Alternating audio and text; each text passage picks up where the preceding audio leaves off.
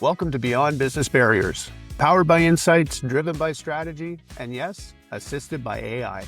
I'm your host, Roy MacEwen, and today's episode is part of a special series where we sit down with industry leaders to dig into what's working, what's not, and what the future holds. I'm excited today to have Ross with me on Beyond Business Barriers. And Ross, why don't you start things off by introducing yourself to our listeners? Thanks for having me, Roy. It's a pleasure. I'm glad to be on the show. Everyone listening, I hope that you get some valuable insights out of this conversation. I'm Ross Stockdale. I'm Fractional Chief Marketing Officer and agency owner at Thunderstock Marketing, where we bring the thunder to your business with strategy plus leadership that equates to growth. Let's keep our listeners on the edge of their seats, Ross, for the next 30 minutes. Are you ready? Couldn't be more ready. I knew you would be. Can you tell us a bit about your role at your company and how it fits into the bigger picture? So my company has a whopping 2 total members in it right now. There are some contractors that we deploy, but I have 1 full-time employee and myself. And as the founder and chief marketing officer, I struggle daily to not be the cobbler with no shoes. And what I mean by that is, my role as the owner goes from childcare to my nearly 3-year-old toddler, to taking calls overseas early in the morning and late at night. And from 8 to 5, you can probably find me on anywhere between 10 to 12 Zoom calls or Teams or Google Meets. But what I do as a fractional chief marketing officer is pretty simple. I come into small business owners' lives as their marketing leader to help them craft a strategy that makes sense, to measure results, improve return on their marketing investment, and put the right people in the right seats so that what we plan to do gets done and I manage it efficiently. So all of that, and you do podcasts too. I do.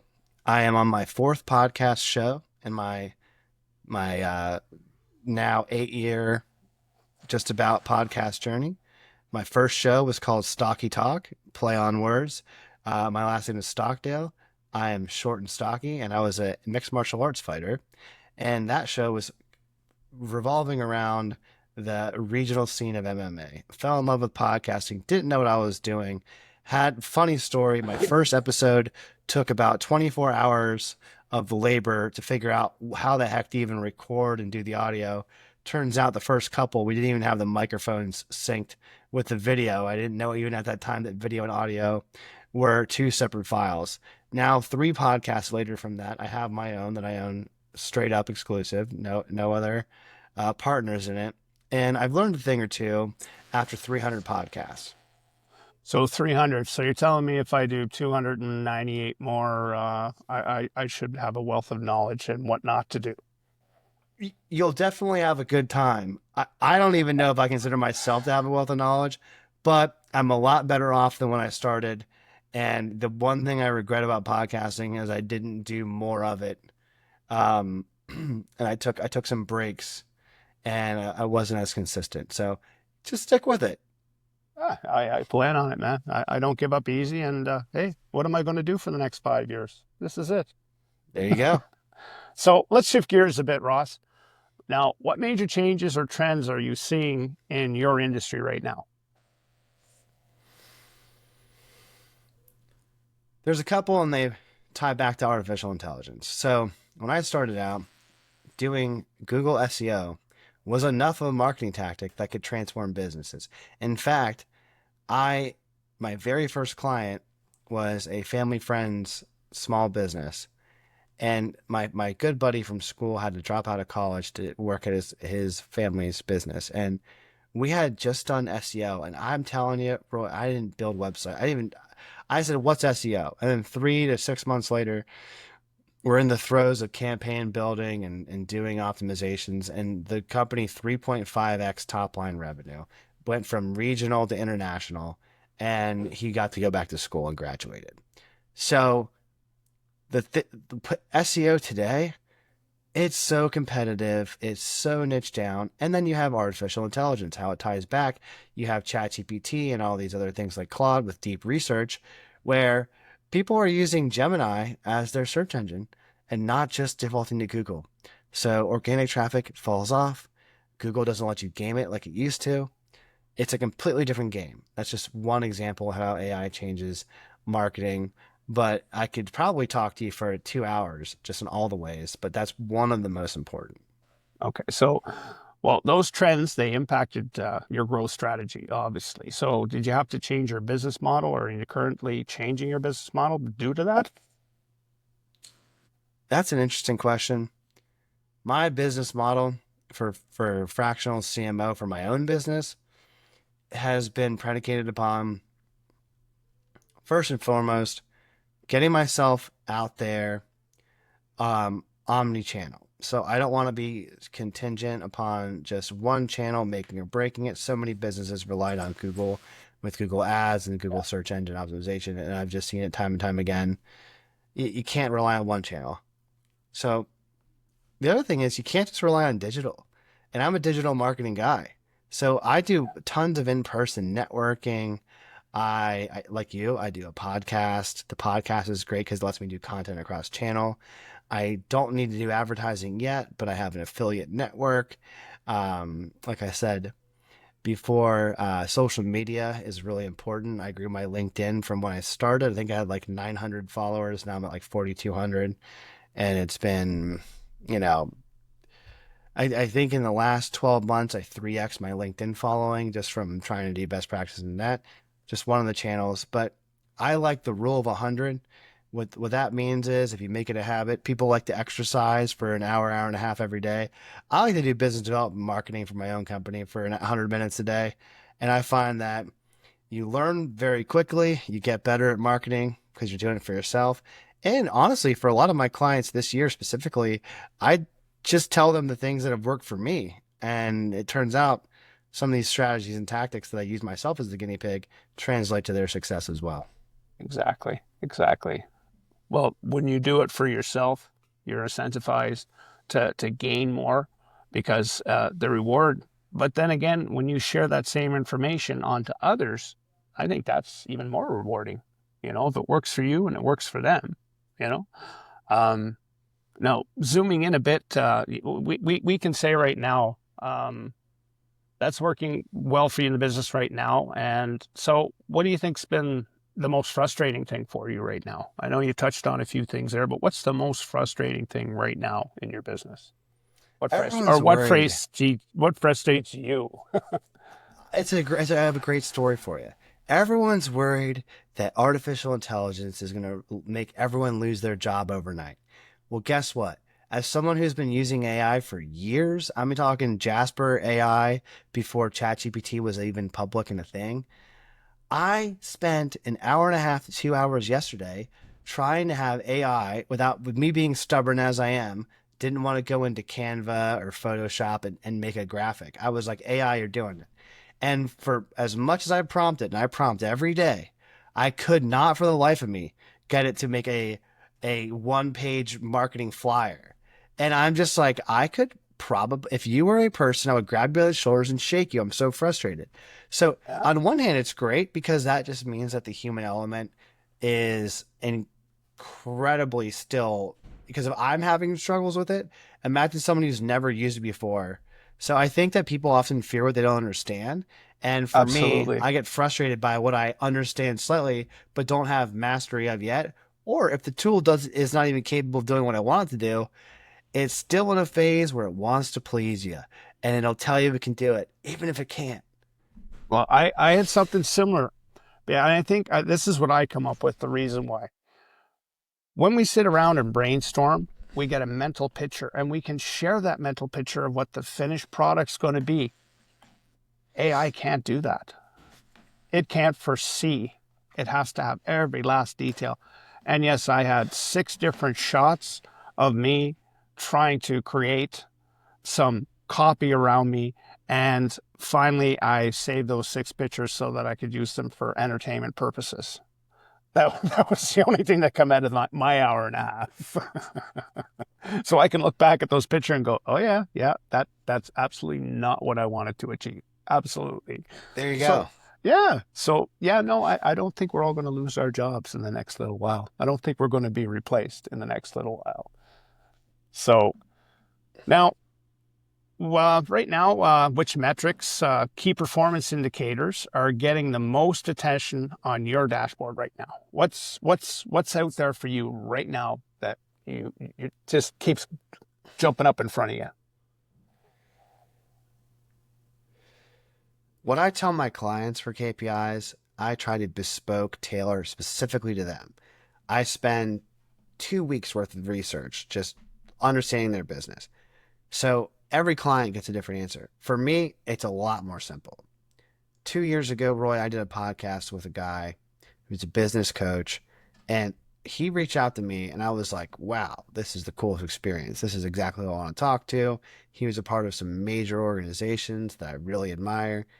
And he said to me a quote that I'll never quite forget. And he said, Ross, when you're just getting started out, the only thing you should care about is how many times you've made an offer.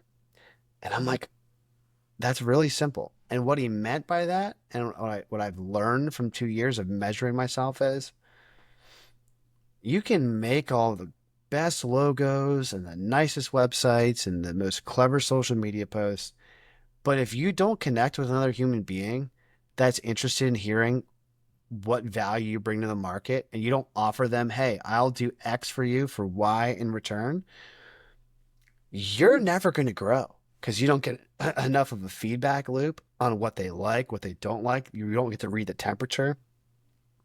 And quite honestly, if you are a baseball player and you get on base 3 out of 10 times, you're in the Hall of Fame.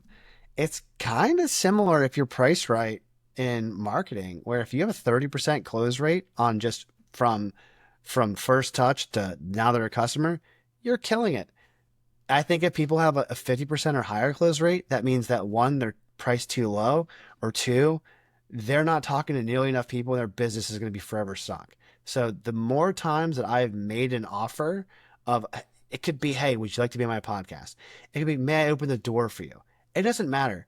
The more you offer to help people, that's how I think a lot of entrepreneurs, at least small businesses, until you get to an infrastructure, a much bigger team, you got to start there. So let's look ahead a little bit. Now, where would you love to see yourself, your business, 6 to 12 months from now? Or where do you see yourself? I know you have a great imagination, so take me to that space, 6 to 12 months. I'm not going to have to run this one through ChatGPT because it wouldn't paint you as clear a picture as the one I have in my own imagination. And it's pretty interesting that when I started my business, I had a goal for monthly revenue. And I hit that several months ago. And I look back and I'm like, well, what was my growth trend year over year? And from 23 to 24, I 4X'd. And we're now in 25. And I'm thinking to myself, it's not crazy to say I want to 4X again. So I want to 4X again. I want to take my fractional CMO business. And the interesting thing is, I'm getting to the point where some of my clients don't just pay me in retainer, they pay me in equity. So helping a startup as their fractional CMO have an equity share. With my own practice, I would like to have as my full client rosters that I'm booked for the next 12 months and I don't have to worry about. I have a wait list. In 6 months from now, I would like to be halfway through the year-long engagements with my new client list. They're all great. They're all paying me a fair price. And we don't have to worry about business development. Now I'm just keeping people in the loop and creating demand for my services. And I'm max capacity. That's for my own business. For the ones that I have equity in, pretty ambitious goals. There's a marketing agency, which I won't say the name yet. We're about to launch here and give it 2 weeks. So it's April 29th. I would love to see that hit $1 million a month run rate. And as a partner in that, I think a $12 million a year business to start in 12 months from launch, that would be pretty cool. And that would be very impressive. I have a plan to do it. Then what are you going to do by the time you're my age? Then what? Probably Probably whatever I want. And what I think I would want to do is is coach. People ask me, I remember being 15 years old. I remember being 18. I remember being 23. Like, oh, well, what do you want to be when you grow up? I said, I want to be a coach. And well, coach of what? Well, I have a lot of interest, right? Maybe I'll be a podcast coach after I do 3,000 episodes. Maybe I'll continue going back to being a wrestling and martial arts coach because I love doing that. Doesn't pay the bills. Maybe if I don't have to pay the bills, I'll just do it for fun. There you Um, go. and a business coach. I've been interviewing, Roy, plenty of EOS implementers. I love EOS, what it's done for my journey, what I've seen it do for other businesses' journey. Maybe I'll make an exit and be an EOS implementer and just help other businesses to them to scale their business from a high level and as a coach. I want to coach forever. And I think coaching is just sharing your knowledge. Philosophy really literally means the love of knowledge. And that's what I think I'm born to do. Now, I noticed you have a background with sports, of course. And do you attribute that to your ability to transfer? Is it transferable, a transferable skill, do you think, to business? Because I think it is. What's your thought on that? You know, I had this conversation not too long ago, and I could look back at my career path so far. I've been in the corporate world, business world for 12 years.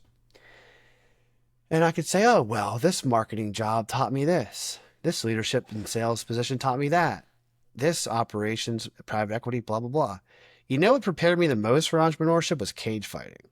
And I'll tell you why. The most important things in cage fighting are you're always on the clock because you're managing your weight. You have to recover. You're either training or you're recovering. Talk about stress. You know that in 8 weeks from the time you sign a contract, there's going to be lights, camera, action, and you, my friend, are underneath the spotlight where you could potentially be knocked out and embarrassed in front of your friends, family, girlfriend, wife, you name it. It's a lot of pressure. Guess what? Entrepreneurship is a pressure cooker. So sports, specifically cage fighting and absolutely wrestling in the background, martial arts, they teach you to be tough. They teach you to experience rejection. They teach you to get knocked down and get back up. And really what it teaches you is you're either all in or you're going to get smoked. Yeah, totally. I haven't cage fought, so I can't attest to that. But I know I've done a lot of comparatives and analogies to being a young athlete and playing lots of sports. And I could always relate to that and put a certain aspect of that in. And it's about you do your best when you're at your best and preparation's there. But when it comes down to it, you can be as prepared as you want. It's how you perform in that minute. And it teaches you to be part of a team. And I love when people think that they're the best in the world because of all the things that they do. I have found time and time again that I get better results, I get better accolades or prestige when I focus on other people's results and I focus on elevating other people. When I exalt others, they in turn, somehow it comes back to me. And the times where it's like, oh, you're so great. People think that MMA or wrestling is an individual sport. I think it's actually the most cooperative sport because you can hurt your opponent. And if you're a jerk of a teammate, they're probably going to want to not care about your health. So when I look at it, like I've also coached those sports, and you have to have really strong, trusting relationships with your teammates and your coaches because your health is on the line. And with businesses, I look at it like, hey, I'm in your corner. I want to see you win this fight. I want to see you be healthy, happy, successful. And there's a level of investment, not just in the result, but in the relationship that I think sports or the military or something else where you really have to have somebody's back can only teach you. Yeah, I think that's a big part of humility too. You know, that's don't want to get too philosophical, but let's Hey, you lead, I follow. There we go. You know, now, well, let's just say if you could look into that crystal ball and fix one major issue today, because you do wear a lot of hats, but what would it be if you could just fix one major issue? And not to be with your business. Myself? Could be for yourself, for your business, for what you do for other people's business. If there's one thing I could change for other people's business, it would to help them understand that marketing is not a silver bullet. It's not going to be like I'm going to do some magical thing behind a curtain and all of a sudden all these leads are going to show up. Like it's not going to happen in 30 days. And if something sounds too good to be true, it probably is. So I would reframe clients or prospects or anyone listening that that marketing is like the scientific method. It's like you have a thought, you test it, you analyze the results, and then you reiterate it. So it's commitment to the process of continual improvement is how you get good at marketing, and not fancy tricks or over promising and under delivering. So it's understanding that it's an investment for the long term, and if you're with a good marketer, you have a good team, they're going to continually pay attention and learn forever. So that's what it would solve for clients, is like having that mindset. And solving for my own business. If I had one superpower for my own business, it would probably be to um, retain faith while being patient. And what do I mean by that? It's a pretty soft answer. Is when I'm spending all this time working and getting frustrated with ChatGPT that it's not giving me the one page that I wanted to in an hour and a half. Really taking the time to reflect and get clarity on, okay, where did I start? How much work have I done to get here? Not being satisfied, but being having gratitude of how far I've come. And then waking up the next time with reckless abandon, like working 12 to 16 hours every day and not expecting it that it has to be done in 90 days or else I'm a failure. No, business and life is, you know, it's how long can you go with delaying your gratification in order to get what you want? Because I think in my mind, you can get anything you want in life as long as you're willing to pay the price. You can't get everything you want in life. There's not an unlimited credit card, but if I can delay the gratification and put in the work and trust the process and believe and have patience and not give up too soon, I think on the other side of that, it's whatever you want. That's an honest answer. I appreciate that. That is an honest answer. Now, do you find with people they want? I noticed you had mentioned that people find they don't want to put the effort into it or the work into it. They want that quick fix. That quick fix. Like how many people come across in front of you and they're thinking, okay, solve my problem for me. Is that what? Do you have people that reach out to you and say, solve my problem? I have When you had when you when people. you know they can solve it themselves. Well, maybe they can, maybe they can, but will they? And it's the difference between can and will. That's where I'm going. Yeah. And really, the difference is they won't. And there's a reason they won't. And whether they want to be on it, a lot of it has to do with extreme ownership and accountability with their own beliefs. I think that people believe that which they want to believe the most, or they'll challenge every belief except those which they hold the most dearly. And my job, again, like the cage fighter, is to rattle their cage and really push back and challenge and say, hey, do you want the results that I can give you? Are you willing to let it go and have it be on my terms and let me do my thing? Because a lot of times business owners say, I want to give you money and then you give me money and I don't want to know how the sausage is made, blah, blah, blah, blah. But it's not how it works as a fractional CMO because I'm part of the leadership team. I am a trusted advisor. I'm not a magician. So what that does mean though is when people do buy in, they may have a goal to double their business. And in 12 months, we took their business and we 4X'd it. So we doubled the double. And it's like, look what happens when you work as a team. So to that point, Roy, I'm going on a little bit of a tangent, but I'll bring it back down to earth. I don't promise and I don't say I'm going to give you a guaranteed result of leads. But I can promise is that I will take a proven process in my experience and my past successes, which of there I can demonstrate and tell you. I will apply it to your business to the best of my damn well ability, and with a high likelihood of achievement, you know, we can guarantee that we're going to do the best marketing for the budget. That could mean that you get less leads, but those leads are worth more. and and you convert them better. That might be the right leads. The quality leads. You Yeah. know, I, if someone signs up with me, I also tell them, look, I want you to take 90 days to see if I'm full of crap or not, because a lot of people get burned by marketing agencies. They give them money. They after the contract is closed, it goes from the salesperson to a junior account manager, an entry level marketer, and there's no continuity. I don't do that. I sell you, I service your account, I do the thing. That's the part of my agency that I'm really have my heart into is, I'm built on my reputation, my integrity. And I tell them, I'm like, look, if you want 100 leads in 90 days, tone it down a little bit, because if your goal for the whole year is 100 leads, we might get one or two in 90 days. Then we might get 98 in the next 90. There's exponential growth. It's not linear growth. And if anyone tells you they can get you guaranteed linear growth, they're lying. I concur. I do concur. Now, here's something. This might be your secret, but is there something unique to what you sell to your company? What is unique to your company? What does Ross offer that nobody else offers? Look, tons of people out there say they're fractional CMOs. Tons of people out there, even more, offer marketing services. Thunderstock Marketing is named after my daughter. It is my personal brand. So what's unique to my company and what I sell is I sell you my attention. I sell you me.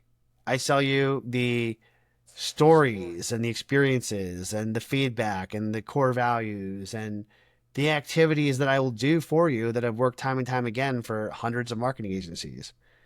That's what I sell you. So there's other fractional CMOs out there that probably do something differently, and maybe it's better for some, and maybe, but like it's not going to be better for the right fit for me.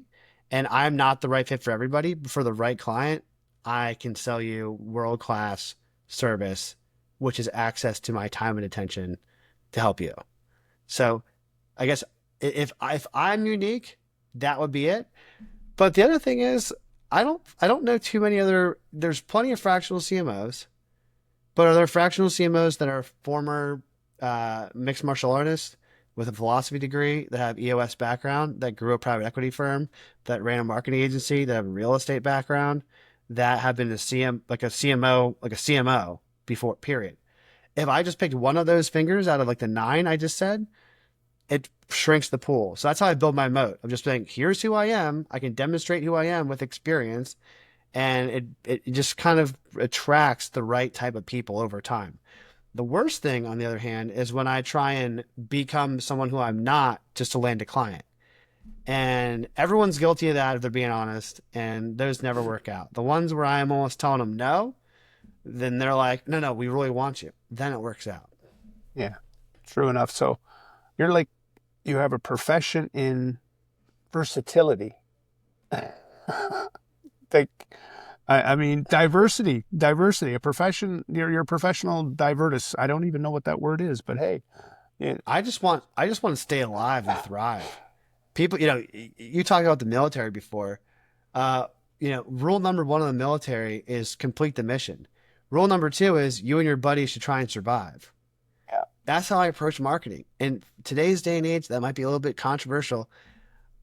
My first ever client was a dying business, and we 3.5x it in a year. Like, that's how I started, and that's how I personally feel about helping clients. Well, it does. You are a passionate individual, and I think that's going to continue on and make you an even better human being. It's been an awesome conversation. Thanks again for being so candid and thoughtful. And once to wrap up the series of Beyond Business Barriers, I'll be putting together a summary of key insights from across all our guests, and I'll definitely send that your way.